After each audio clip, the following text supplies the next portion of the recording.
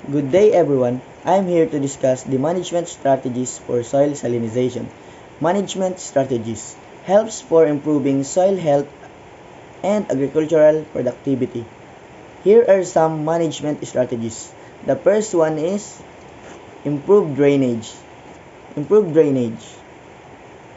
Installing drainage system prevent waterlogging, helps remove excess salt from the root zone, improve soil aeration and plant growth.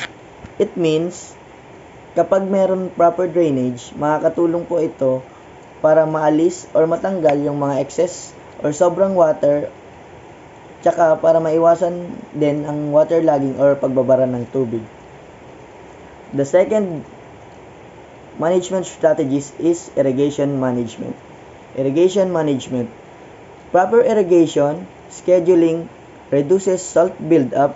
Drip irrigation delivers water directly to roots.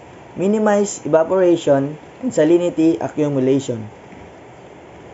Using techniques like drip irrigations, nakakatulong po ito para yung amount ng tubig na magagamit is sakto or sapat lang. And para ma-stop din yung salt from collecting in the soil. The third one naman is salt-tolerant crop. Salt-tolerant crops adapted to saline soil can survive high salt level, maintain crops yield under saline condition. Nakakatulong para makasurvive yung plant or yung crops sa salty soil. And para yung mga farmers po is makapagtuloy-tuloy ng pagtatanim ng kanilang foods or crops. And the last one is gypsum application.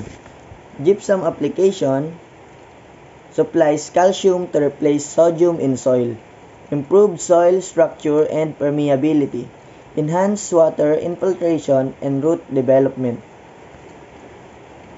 Yung gypsum application po is nakakatulong para ma-improve po yung soil quality, tsaka inaalis din po nito yung excess or sobrang sodium para yung soil is maging healthy para sa plants.